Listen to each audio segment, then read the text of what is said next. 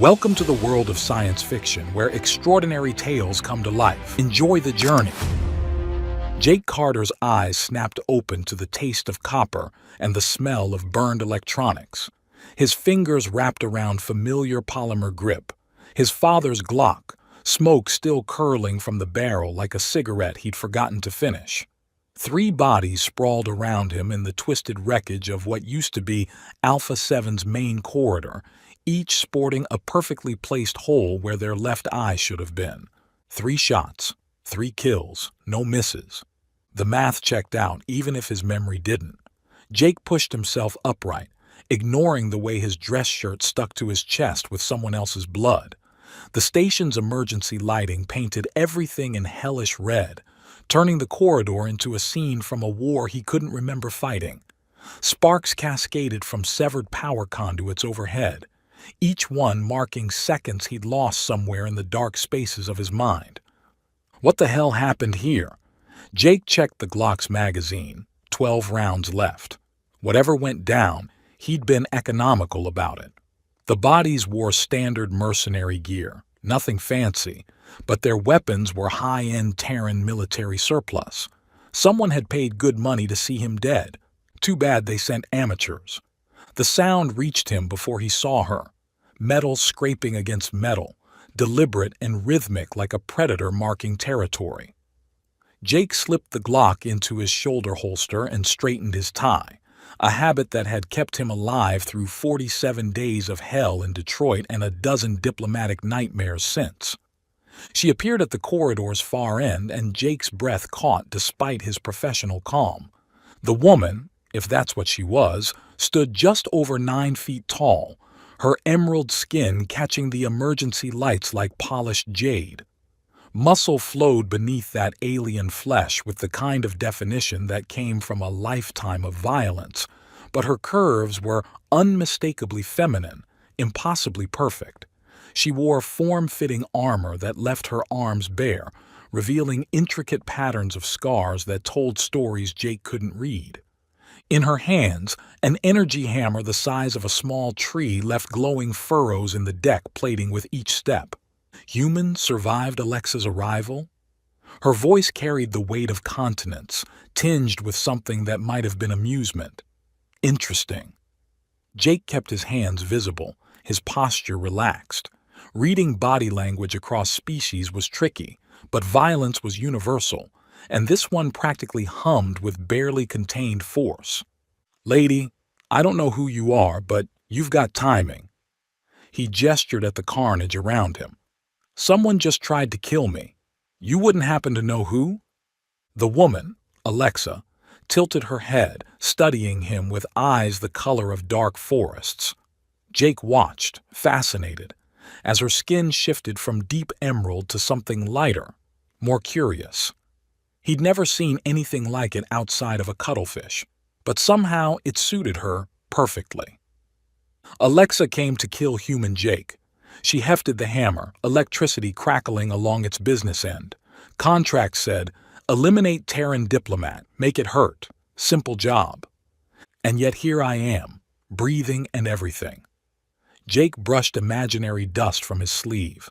Either you're having performance issues or something's changed. Her skin darkened again. Annoyance, maybe anger.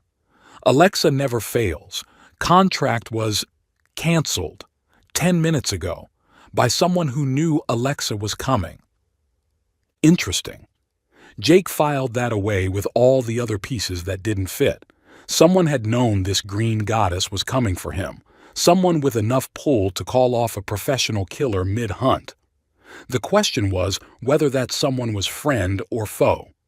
"Well, thanks for not crushing me into paste, I guess." He pulled out his comm unit, frowning at the display. "Last thing I remember is checking into the diplomat's quarters yesterday evening. Everything after that is—" he made a vague gesture. "Static." "Human has memory damage?"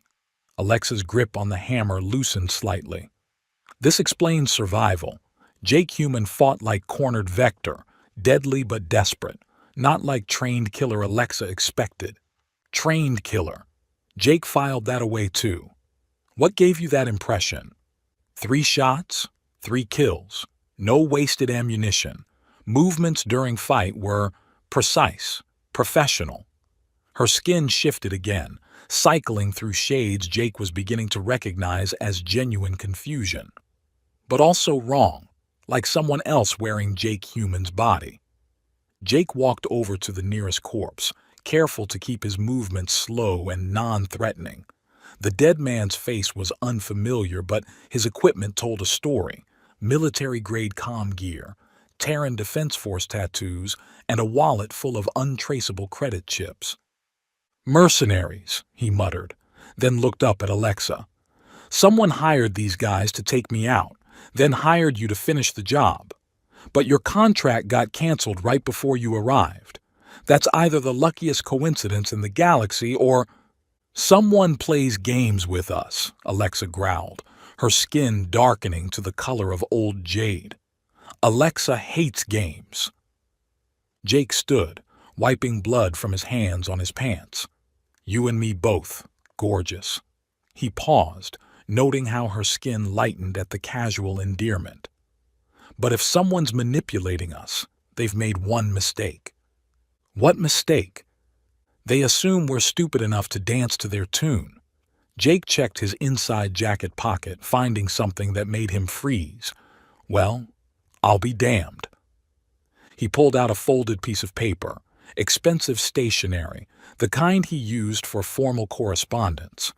His own handwriting covered it in neat, precise lines.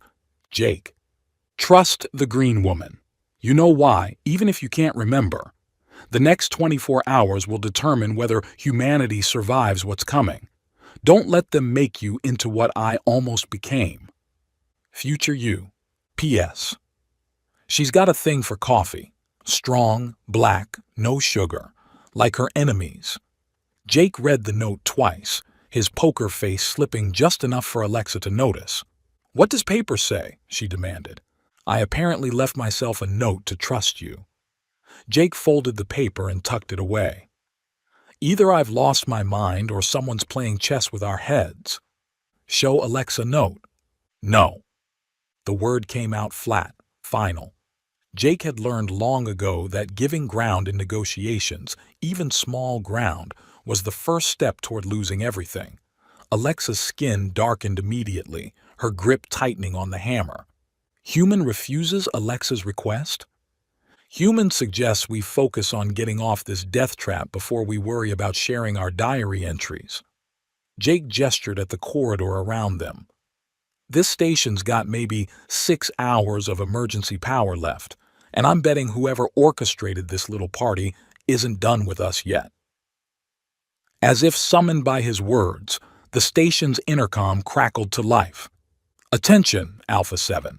This is Commodore Valek, Earth Diplomatic Corps. The station is under quarantine due to terrorist activity. All personnel are confined to quarters pending investigation." Jake's blood went cold. He knew that voice, smooth, cultured, and utterly without warmth. Commander Valek had been his partner once, back in the early days after Earth's great unification, before ideology drove them apart, before Zeta 4, before Maria died. "Jake Human knows this voice," Alexa observed, her skin shifting to an almost crystalline green. "Alexa sees fear." "Not fear," Jake corrected, checking his weapon again. "Recognition, and that's worse." "Worse how?" "Because the man speaking is supposed to be dead." The intercom continued. "Mr. Carter, I know you're listening. We have much to discuss. Report to conference room 7 in 1 hour, alone. Bring your companion if you must, but understand that her presence complicates matters." The transmission cut with a burst of static. Alexa studied Jake's face with those forest dark eyes. "This Valek, he is enemy?" "He's—" Jake paused, choosing his words carefully. "He's someone who believes the universe would be better off without inconvenient emotions like love, hope, or mercy, and he's very good at making that belief a reality."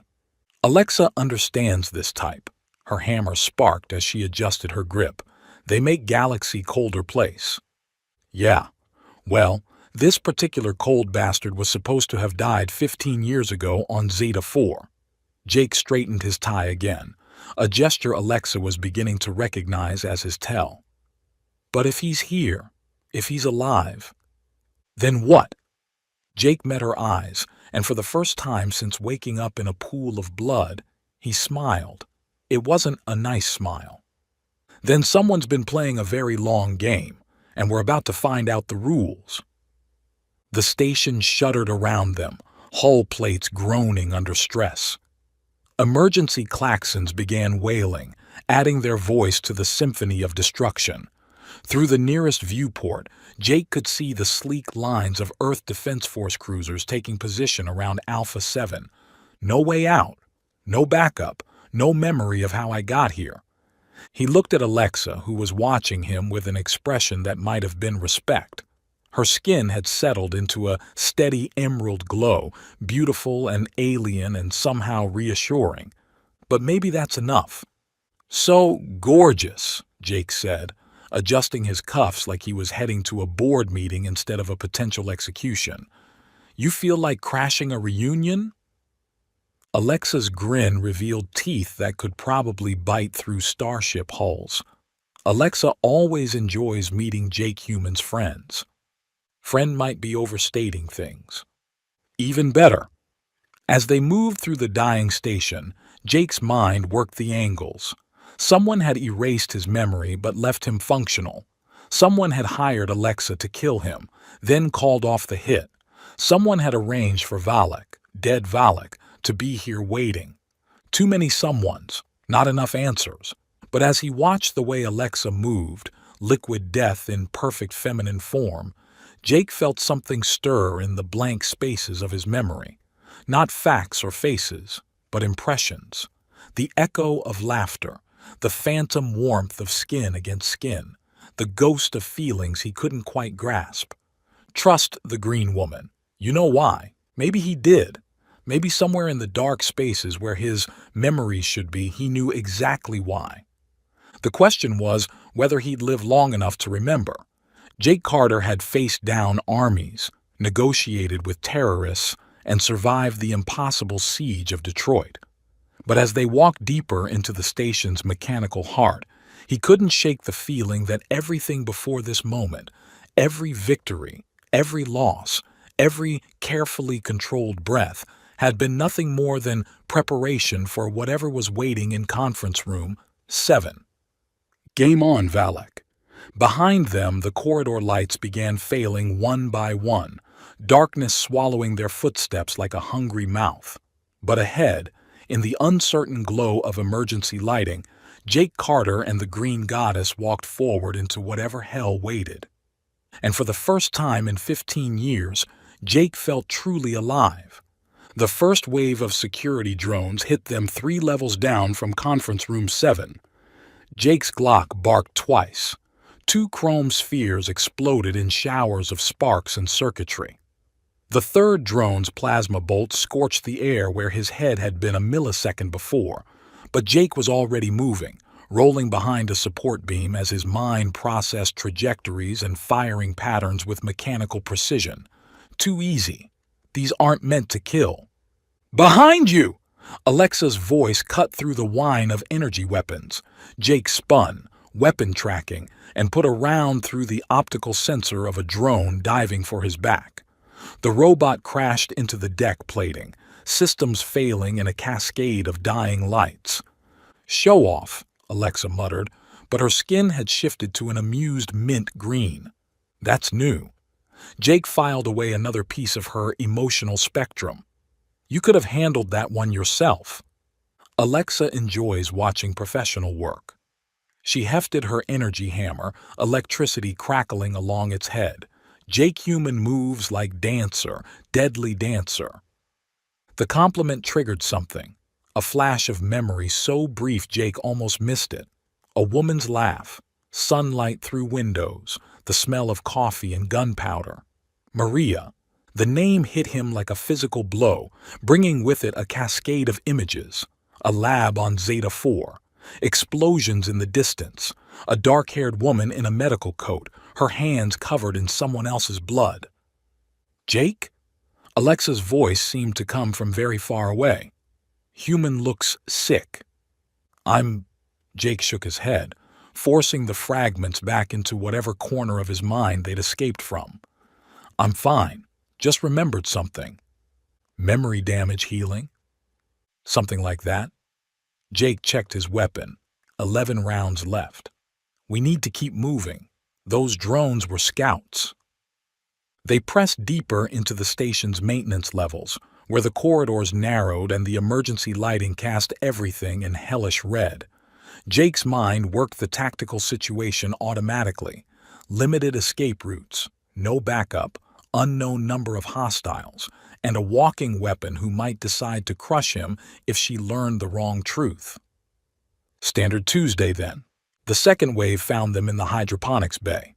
This time there were 8 drones, sleeker and faster than the scouts. Jake counted muzzle flashes and calculated angles as he dove for cover behind an overgrown tomato plant. Alexa, left flank! She didn't need the warning. Her hammer swept in a devastating arc, catching 3 drones in a chain of electrical death.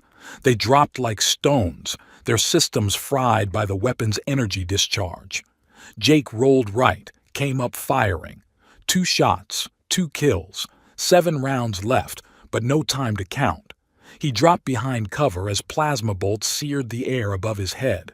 Fresh mag, chamber around, up and firing in 3 seconds. The remaining drones converged on his position, energy bolts turning the air above his head into a light show.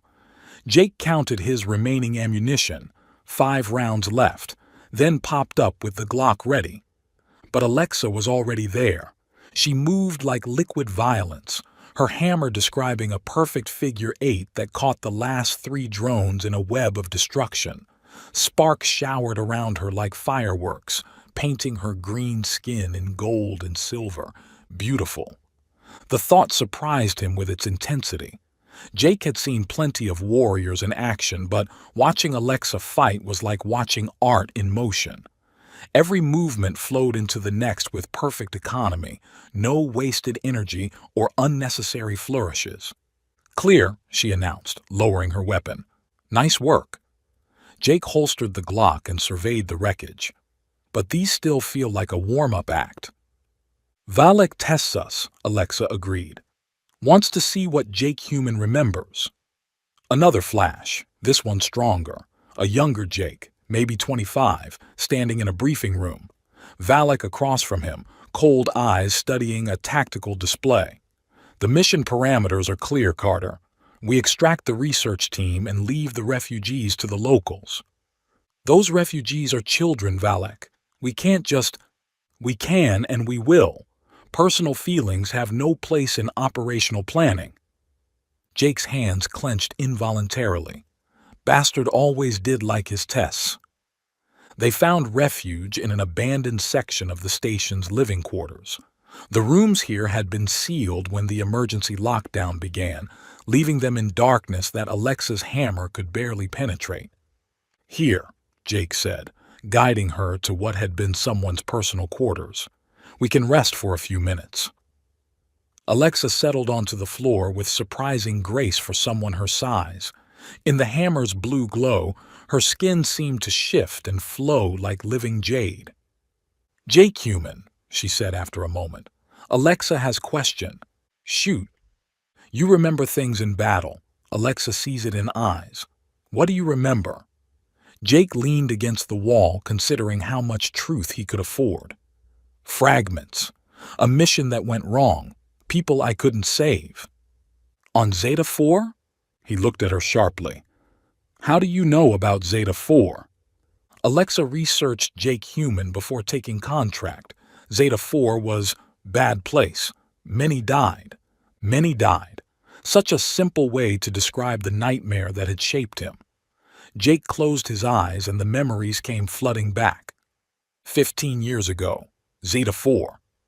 Young Jake Carter stood in the rebel stronghold, smoke and dust choking the air. Through the broken windows, he could see Earth Defense Force dropships deploying troops in the settlement below. We can't leave the children, he shouted over the sound of incoming artillery. "There are 300 civilians down there." Valek checked his tactical display with mechanical calm. "Protocol is clear. Mission priority overrides civilian considerations. We extract Dr. Martinez and her research team. The locals are not our responsibility." "They're kids, Valek. Some of them can't even walk." "Then they'll die as war casualties. Acceptable losses." In the corner of the medical bay, Dr. Maria Santos, Valek's wife, looked up from the wounded civilian she was treating. Her dark eyes met Jake's across the room, and he saw his own horror reflected there. "I'm staying," she said quietly. "These people need help." Valek turned to her, his expression unreadable.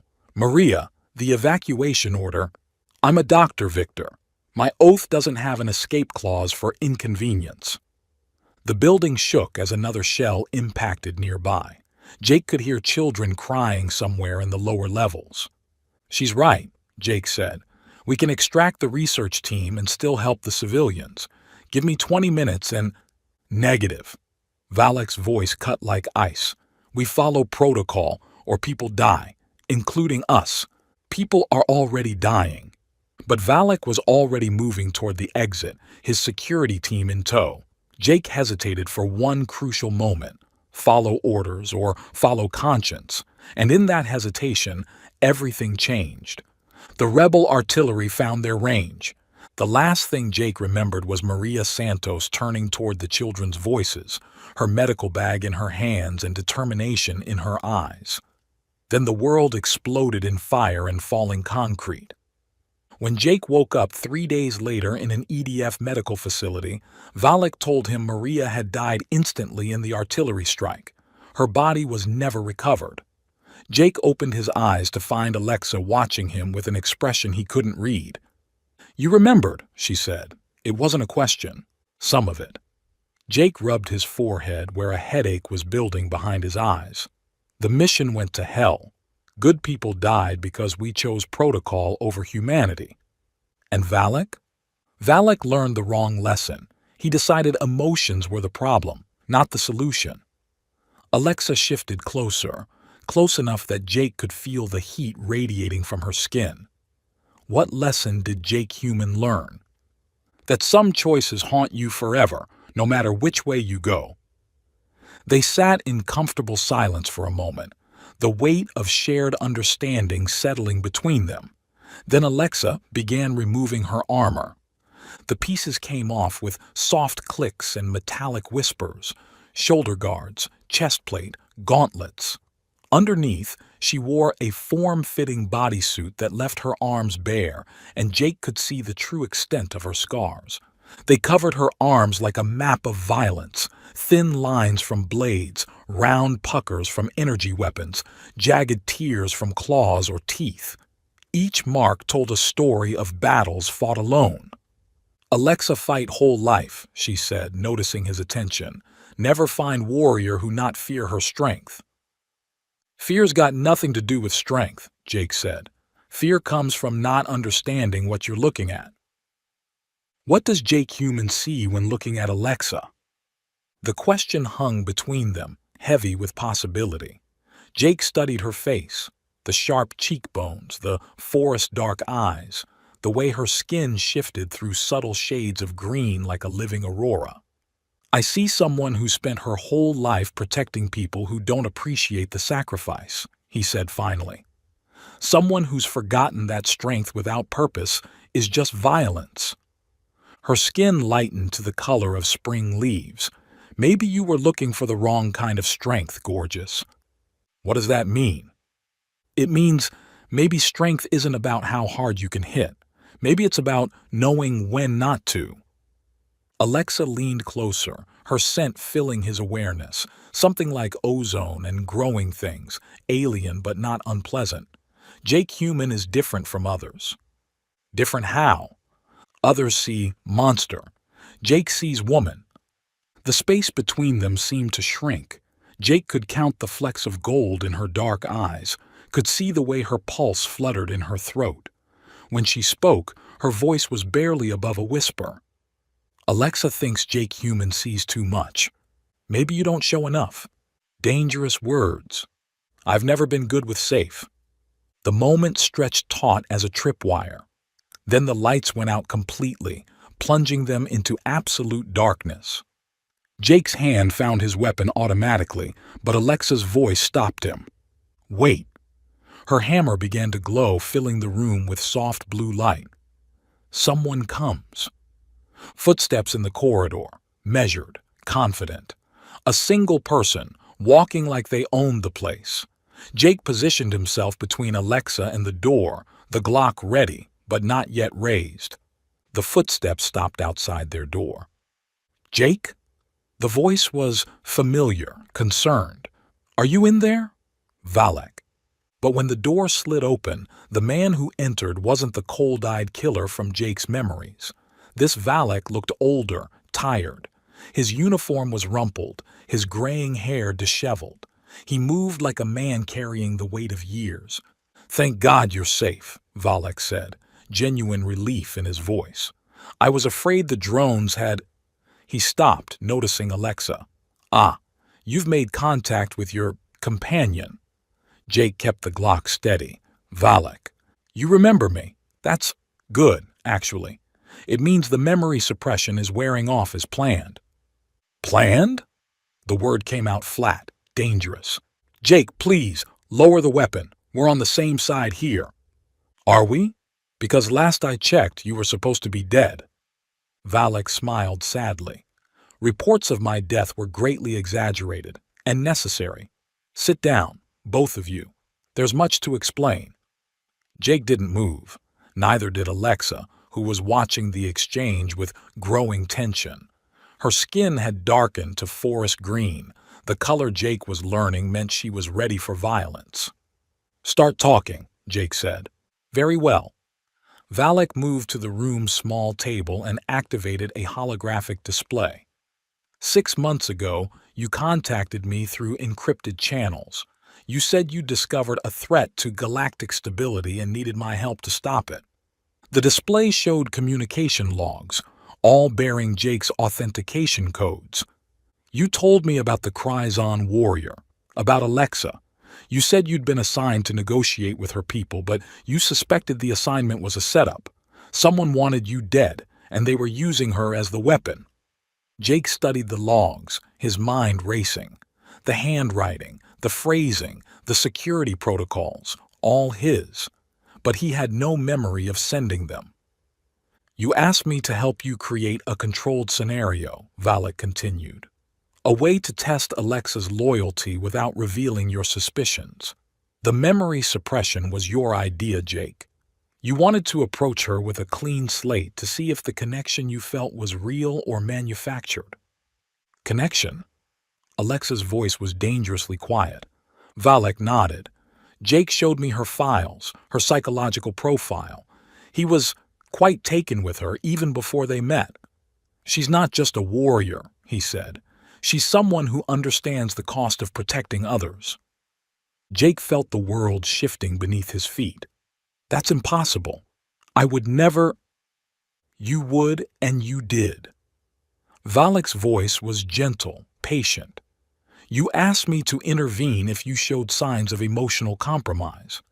Don't let them turn me into a weapon, you said, and don't let me forget what I'm fighting for. Alexa stood abruptly, her hammer crackling with energy. Her skin had gone almost black with rage. Lies, she growled. Alexa was hired to kill. Contract was real. The contract was real, Valak agreed, but it was never meant to be fulfilled. Jake arranged for it to be canceled at the last moment after you'd had a chance to meet. You're saying this was all theater? Jake's voice was deadly quiet. I'm saying it was your plan, Jake. Every detail, every contingency. You wanted to know if what you felt for her was real, so you created a scenario where you'd have to trust each other to survive. The holographic display shifted, showing more files. Videos of Jake planning, preparing, setting up the elaborate deception. The man in the recordings looked tired, desperate, but determined. You were right to be paranoid, Valak said. Someone is hunting Earth's diplomats, eliminating anyone who might stand in the way of their agenda. But you were wrong about the source. What do you mean? The threat isn't external, Jake. It's coming from inside the diplomatic corps itself. There's a faction that believes emotions are humanity's weakness, that our empathy makes us vulnerable. They want to upgrade our species, make us more efficient. Jake felt pieces clicking together in his mind. The memory suppression technology. Among other things, they've been experimenting on volunteers, diplomats who agreed to have their emotional responses dampened for improved performance. The results have been disturbing. Alexa's hammer pulsed brighter. Jake Human volunteered for this. No, Valek said quickly. Jake contacted me because he suspected he was next on their list. The memory suppression was temporary, a way to hide his knowledge until we could expose the conspiracy. Jake lowered his weapon but kept it ready. And you? Where do you stand in all this? I've seen what they want to create, Jake.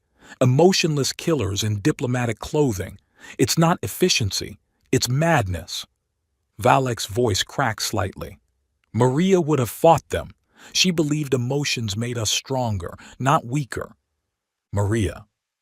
The name hit Jake again, but this time the memory was clearer.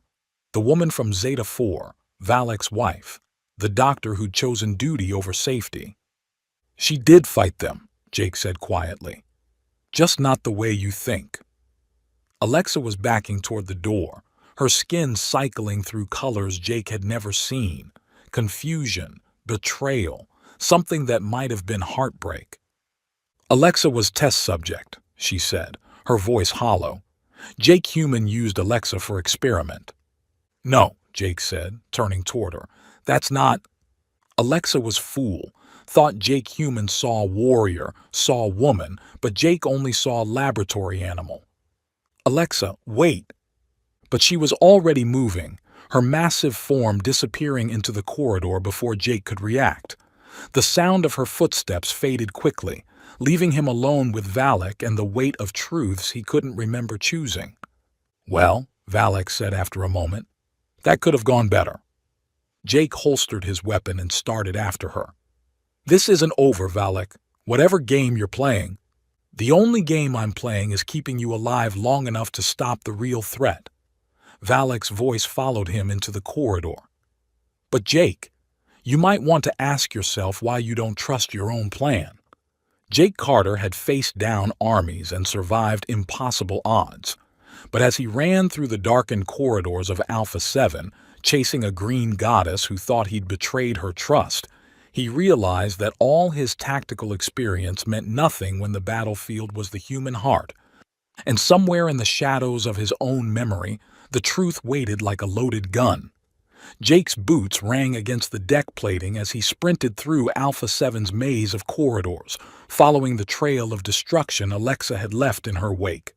Bent bulkheads and scorched walls marked her passage like breadcrumbs leading deeper into the station's heart. Emotional compromise detected, his training whispered. Abort pursuit, regroup, analyze. Jake told his training to go to hell and ran faster.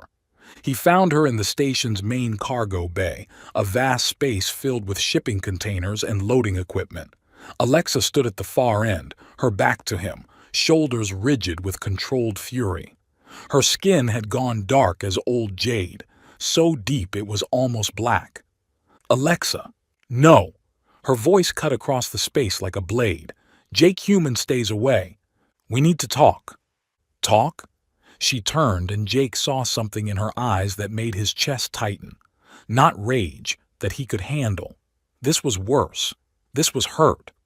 What words Jake Human has, more lies, more experiments. It's not what you think. Alexa knows what Alexa thinks. She hefted her energy hammer, electricity crackling along its length. Thinks Jake Human saw files, saw warrior, saw opportunity. Test subject who could fight, could fuck, could be discarded when experiment finished. The crude words hit harder than a physical blow. Jake kept his hands visible, his posture non-threatening, but his mind was cataloging exits and cover positions automatically. That's not who I am. No? Then who is Jake Human? Diplomat who erases own memory for science. Killer who shoots straight but loves crooked. Man who writes notes to future self like playing game. Each question struck with surgical precision, finding the gaps in his certainty. Jake had built his reputation on reading people, on understanding their motivations and fears. But looking at Alexa now, magnificent and terrible in her hurt, he realized he'd been reading himself wrong for years. "I don't know," he said finally. "I thought I did. But memory is gone. Convenient." Alexa's skin darkened further. Alexa remembers everything, remembers trust, remembers thinking Jake Human was different. I am different. Yes, most humans lie to others. Jake Human lies to self. Before Jake could respond, footsteps echoed from the bay's entrance. Valak appeared, flanked by a squad of security drones that moved with mechanical precision. Unlike the earlier models, these were military-grade, sleek, armed, and built for killing. "Jake," Valak called, his voice carrying across the space. "Please, don't make this harder than it needs to be." Jake's hand found his Glock's grip. "Make what harder?" "The next phase." Valak gestured to his drones and they spread out in a loose formation, cutting off escape routes. "Miss Alexa needs to come with us. Voluntarily, if possible." Like hell. Jake drew his weapon, the familiar weight settling into his palm like an old friend. "She's not going anywhere." Valak sighed. "You're experiencing emotional attachment, Jake. It's affecting your judgment just as you feared it would. This is exactly why you asked for my intervention."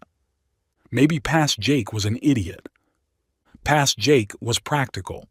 He understood that emotions cloud decision-making, that personal feelings compromise operational effectiveness.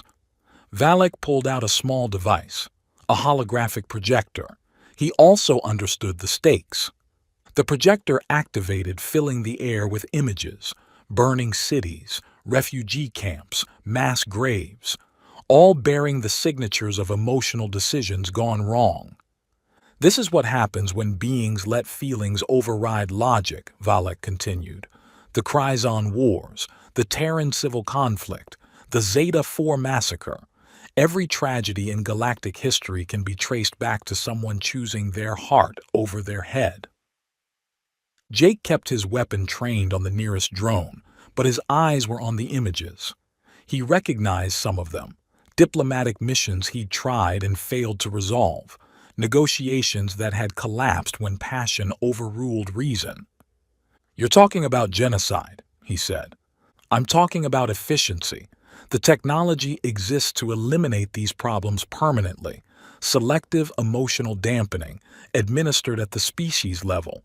No more wars fought over hurt feelings. No more massacres born from wounded pride. No more love either. No more art, music, poetry, hope." "No more suffering," Valak interrupted. "No more children dying because their parents chose honor over survival. No more families destroyed by jealousy or revenge." From her position at the bay's far end, Alexa watched the exchange with growing tension. Her hammer pulsed with energy, ready to strike, but Jake could see the uncertainty in her posture. "What about Maria?" Jake asked quietly.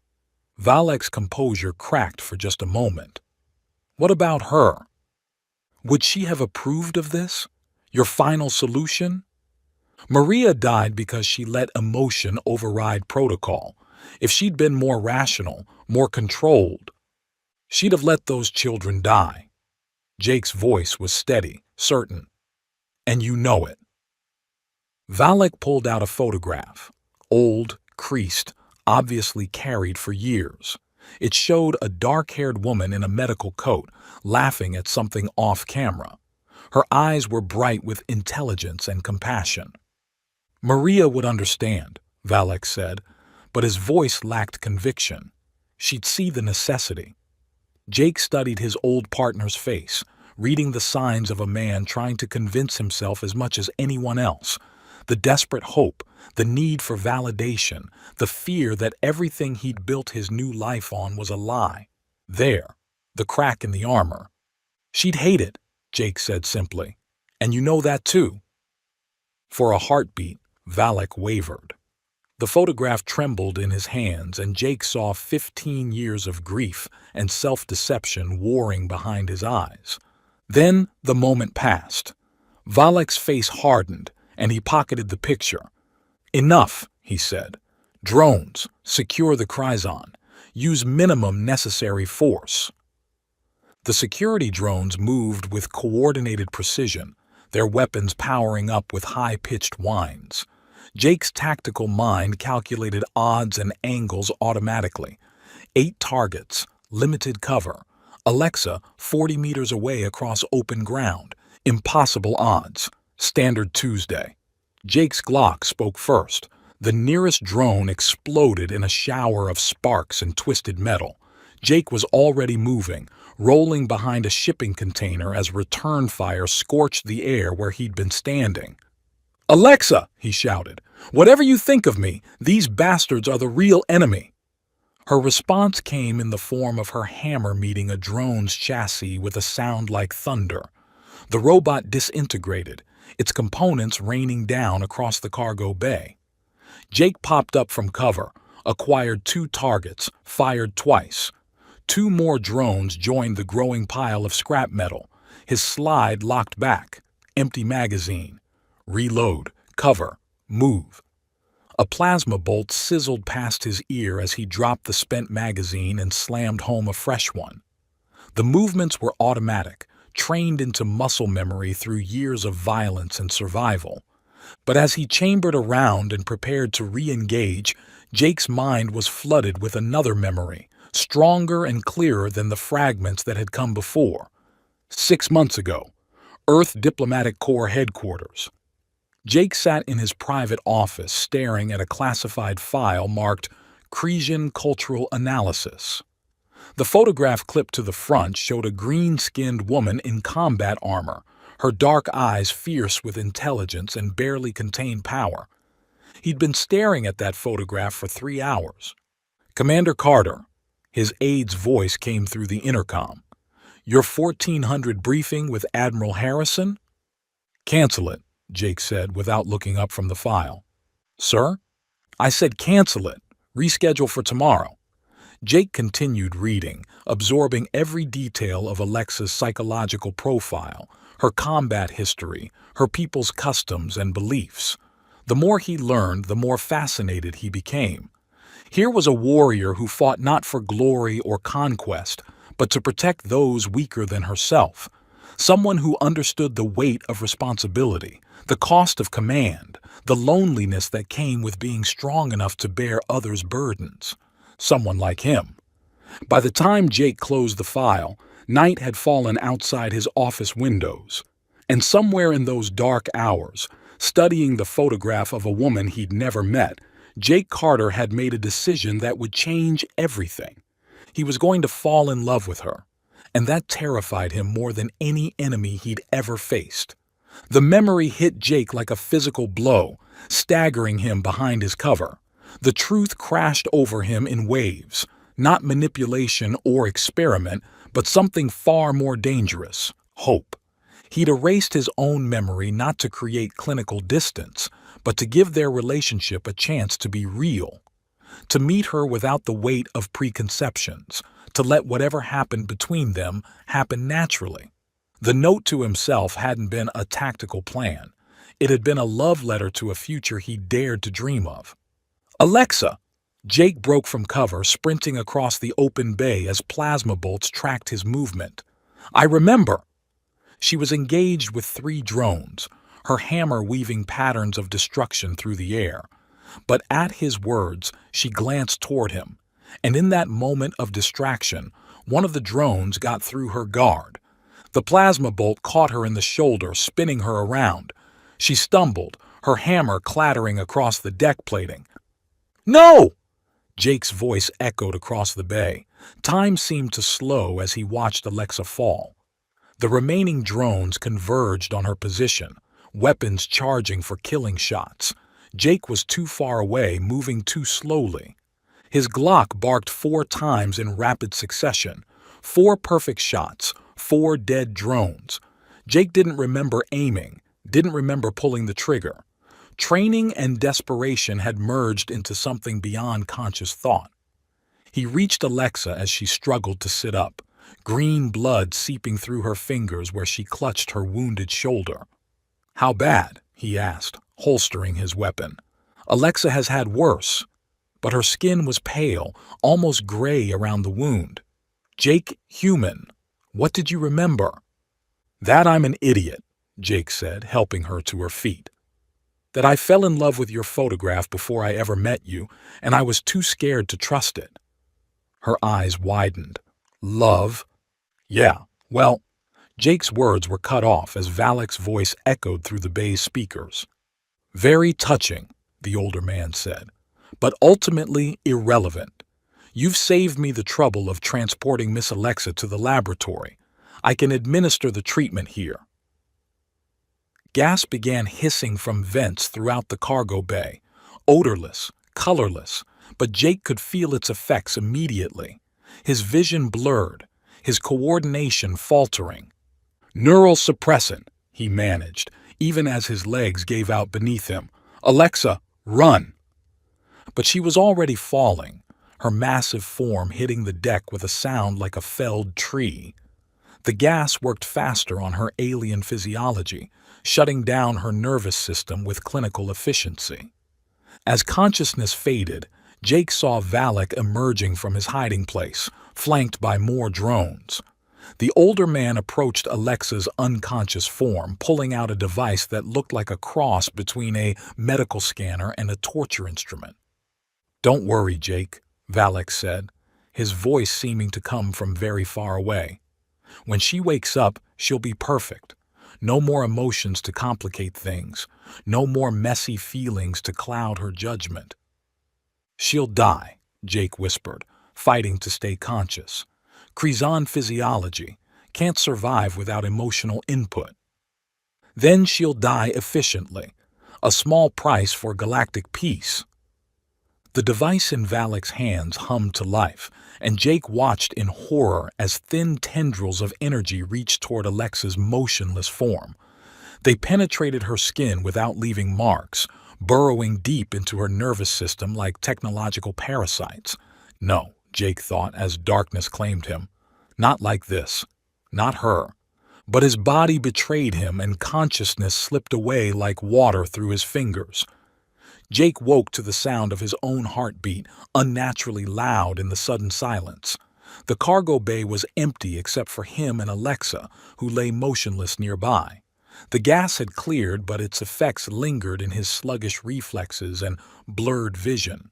He crawled to Alexa's side, his hands shaking as he checked for vital signs. Her pulse was there but weak, her breathing shallow. Worse, her skin had gone completely gray.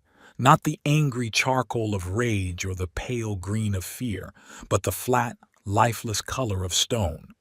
"Alexa?" He touched her face and the skin was cold beneath his fingers. "Come on, gorgeous. Wake up." No response. Her eyes were open but empty, staring at nothing with mechanical blankness. Valak's voice came from speakers hidden throughout the bay. "Beautiful, isn't it? No more pain, no more confusion. Just pure, efficient function." Jake looked up at the nearest camera, his face a mask of barely controlled fury. "You son of a bitch! You killed her!" "I perfected her. The emotional suppression protocol is working exactly as designed. She'll wake soon, and when she does, she'll be everything a warrior should be, strong, focused, obedient. She'll be dead inside. She'll be useful. Come now, Jake. You've seen what emotions do to people.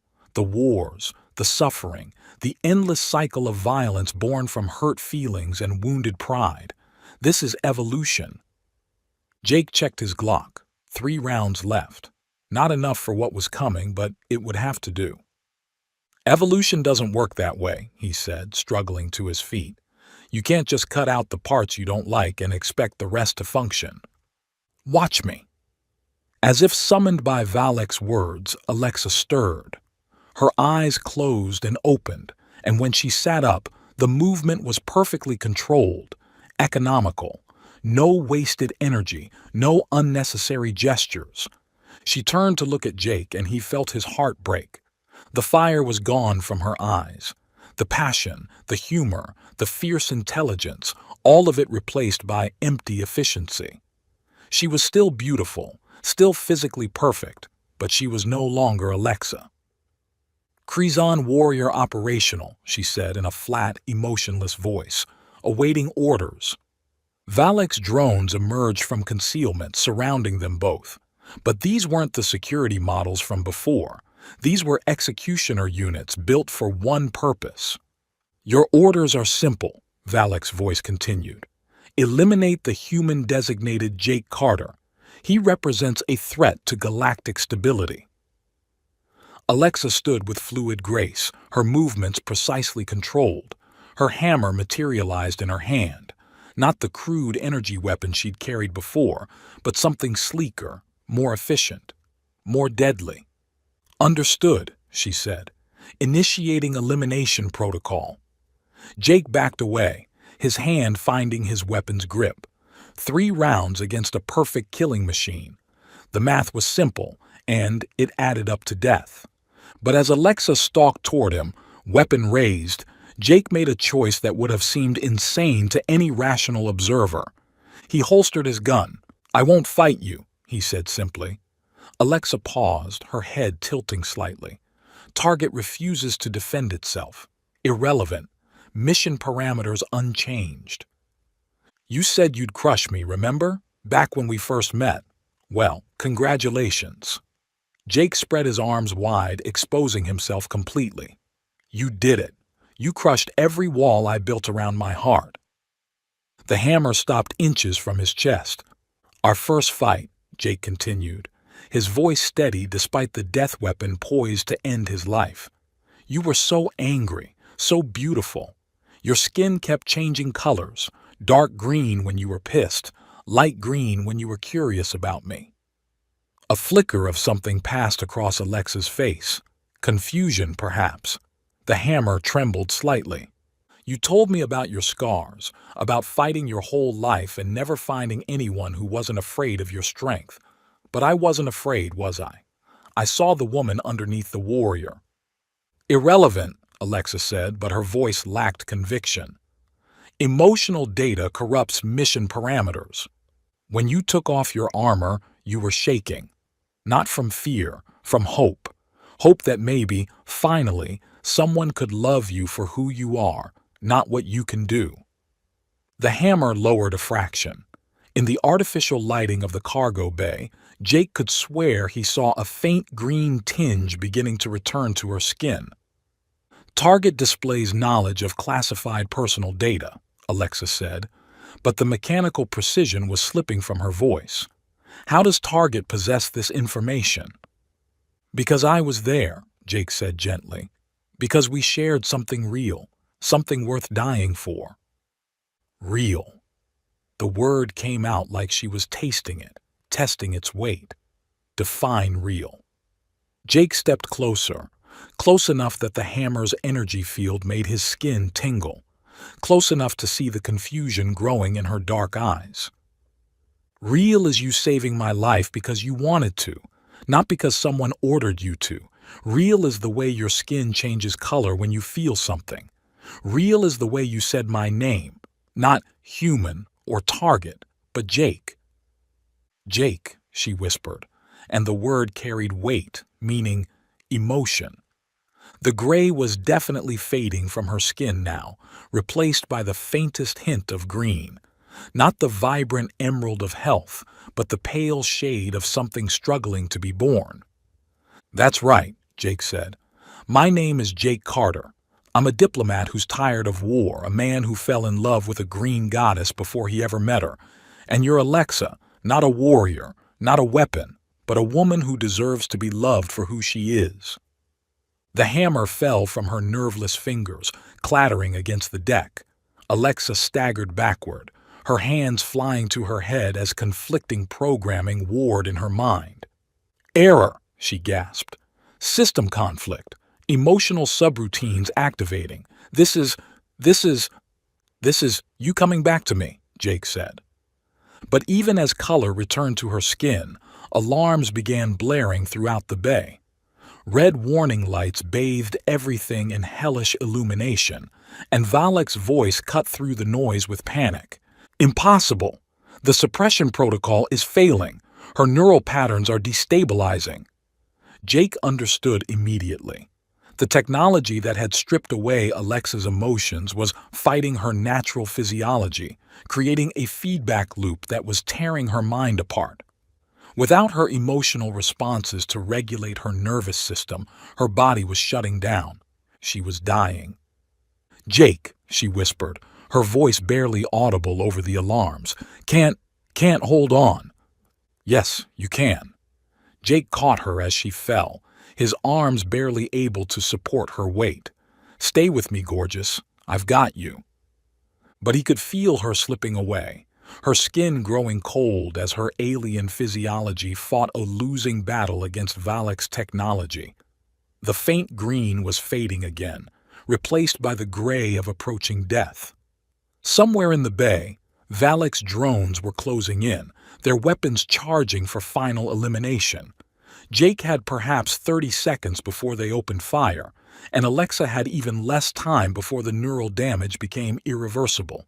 No good options, no tactical advantages, no miracles.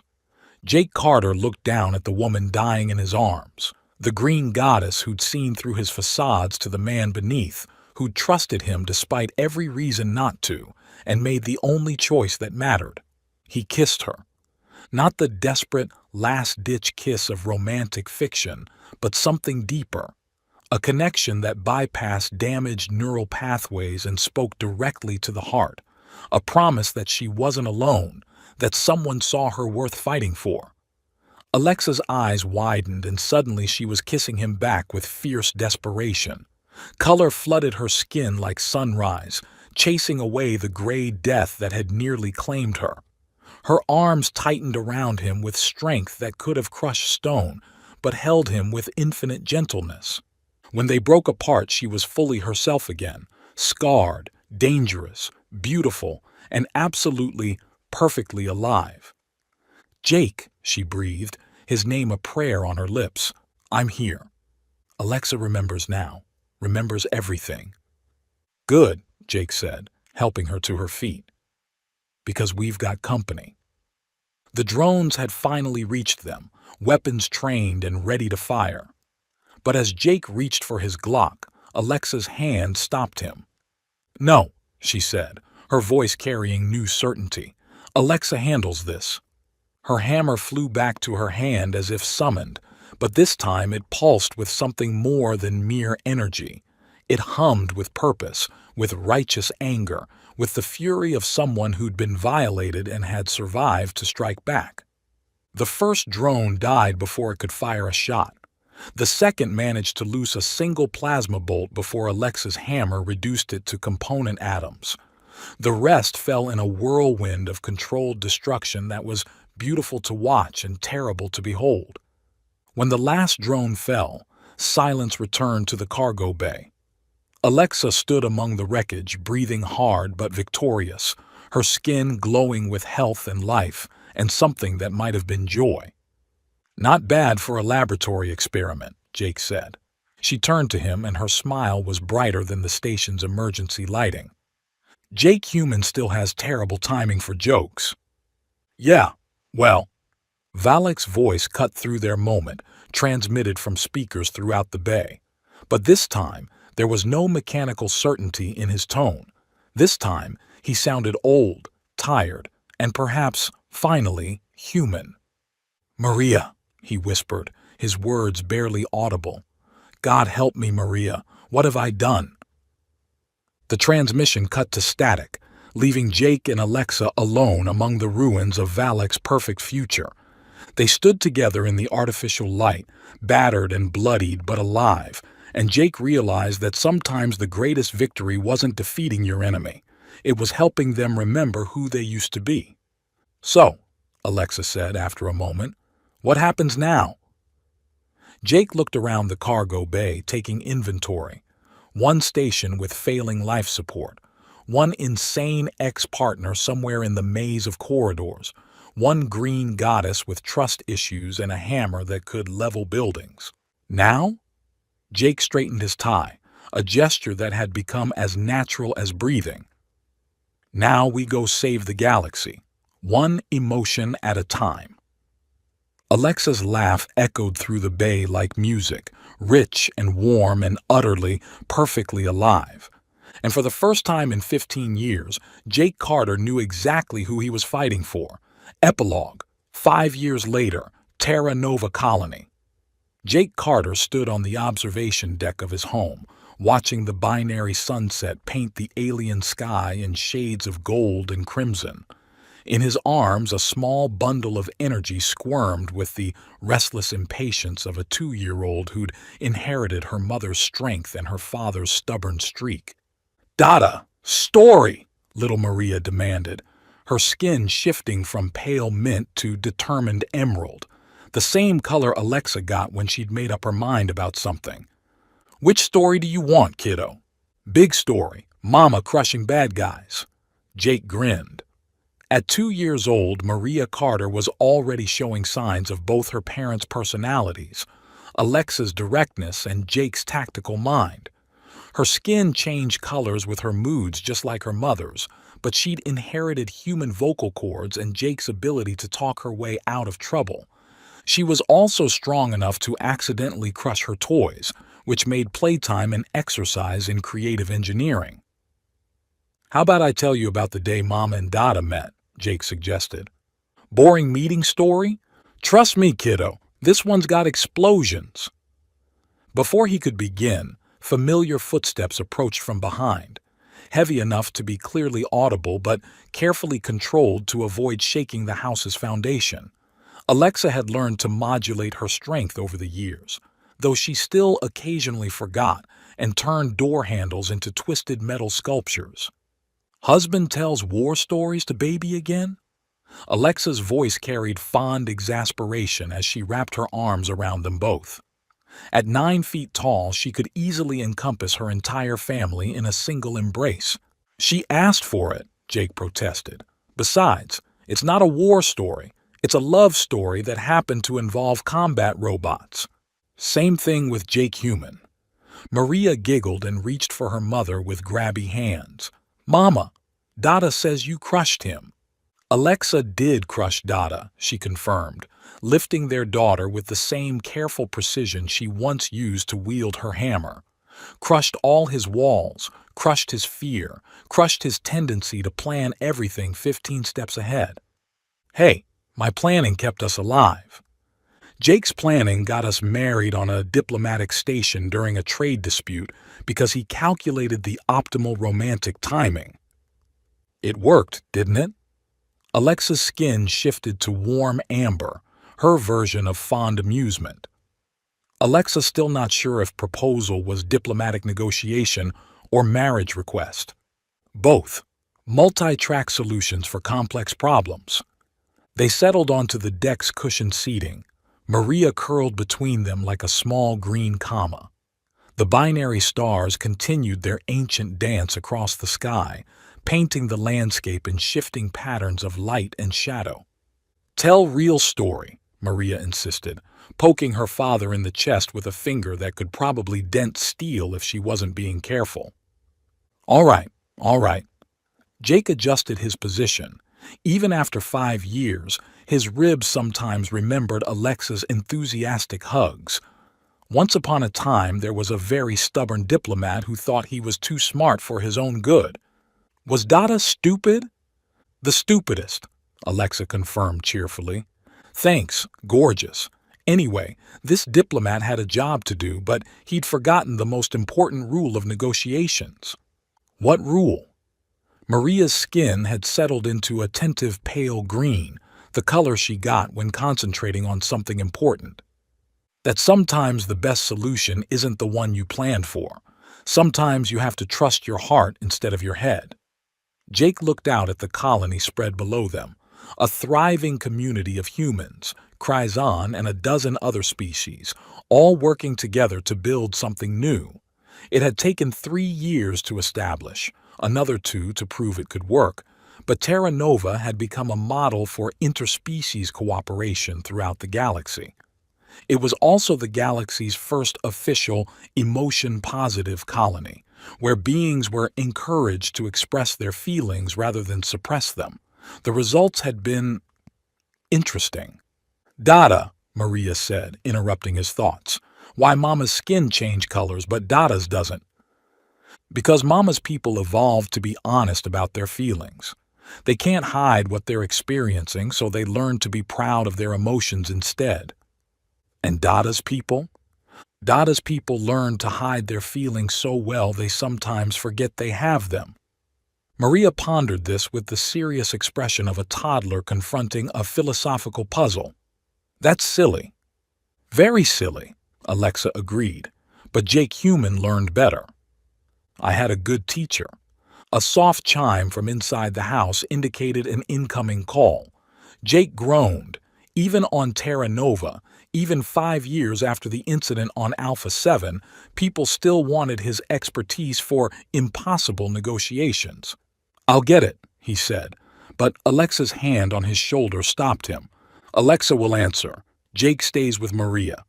She returned a few minutes later with an expression that mixed amusement and exasperation. "Admiral Harrison sends greetings. Also sends request for assistance with delicate situation involving 3 species, 2 disputed planets, and 1 very angry trade consortium. Tell him I'm retired." Alexa told him Jake would consider it if mission includes proper family accommodations and combat backup. "I didn't agree to—" Alexa also told him yes. Jake looked at his wife, still magnificent, still dangerous, now wearing a floral apron over her tactical gear because she'd been experimenting with human cooking again, and felt his heart do the same skip it had 5 years ago in that cargo bay. "You know I can't resist a challenge," he said. "Alexa knows." Her skin shifted to warm gold, the color that meant she was plotting something. "Alexa also knows Jake gets restless when Galaxy too peaceful for too long." "And you?" Alexa enjoys reminding Galaxy why emotions make beings stronger, not weaker. She flexed one arm, muscle flowing beneath Jade's skin. Also enjoys crushing things that need crushing. Maria clapped her hands, her skin cycling through happy yellows and greens. "Mama and Dada go on adventure?" "A family adventure," Jake corrected, "because the galaxy's about to learn that the most dangerous negotiating team in known space is a retired diplomat, a reformed warrior, and a 2-year-old who inherited both their parents' stubbornness." "Don't forget tactical advantage," Alexa added. "Which is?" "Opponents will underestimate us because they think having family makes us soft." Her grin showed teeth that could still bite through starship hulls. "They will learn error quickly."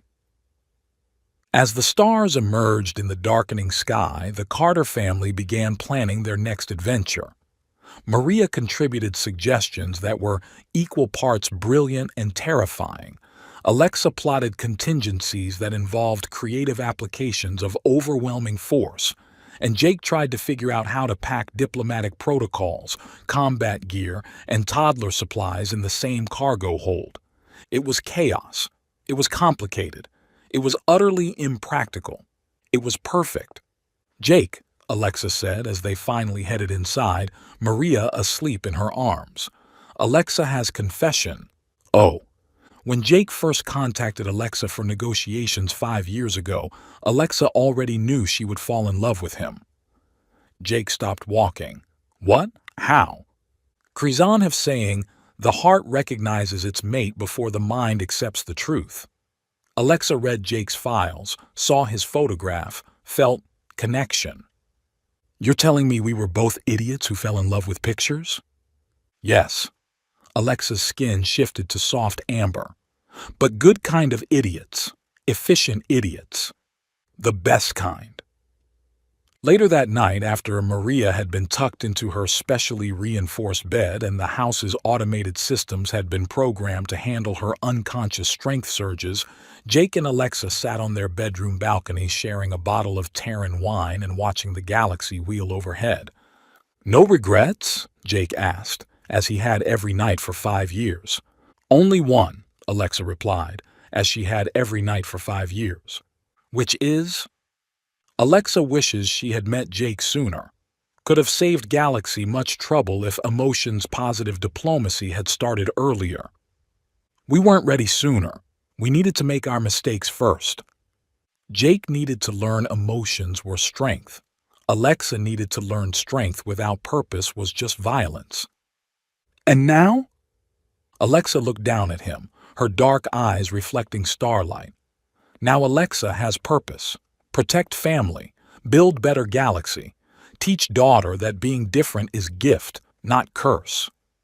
"Think we can pull it off?" Jake Human and Alexa have crushed armies, defeated conspiracy, survived marriage negotiations with 3 different species bureaucracies, and successfully potty-trained being with super strength. She grinned. Galaxy should be easy. In the distance, a shooting star streaked across the alien sky, or maybe it was a ship carrying someone to their own impossible adventure, their own moment of choosing between fear and hope. Either way, it seemed like a good omen. Jake Carter had spent his life planning for every contingency, calculating every angle, preparing for every possible future. But as he sat under the stars with his green goddess and their sleeping miracle of a daughter, he realized that the best things in life couldn't be planned for. They could only be trusted. "I love you," he said, the words as natural as breathing. "Alexa loves Jake too," she replied, her skin glowing soft gold in the starlight, "even when he tries to be too clever for own good. Especially then. Especially then." And in the morning they would pack their ship and set out for the next impossible situation, the next species in need of someone who understood that emotions weren't weakness to be overcome, but strength to be shared. But for now, they were content to sit under alien stars and count their blessings. Each other, their daughter, a galaxy slowly learning that love was the most powerful force in the universe, not because it conquered everything in its path, but because it transformed everything it touched. Even stubborn diplomats and lonely warriors who thought they were too damaged for happy endings, especially them. The end, author's note. 5 years after the events on Alpha 7, Jake and Alexa's emotional diplomacy techniques have revolutionized galactic relations. Their daughter Maria, the first human-Kryzon hybrid, represents a new generation that doesn't see differences between species as obstacles, but as advantages. The Terra Nova colony has become a beacon of interspecies cooperation, proving that diversity plus emotional honesty equals strength. Commander Valek, after his breakdown in the cargo bay, underwent therapy and now runs a rehabilitation center for beings who've suffered emotional suppression. He keeps Maria's photograph on his desk, not the Maria who died, but the Maria who represents hope for the future. The galaxy is still complicated, still dangerous, still full of beings who choose fear over understanding, but it's also full of families like the Carters, proving every day that love doesn't make you weak. It makes you invincible.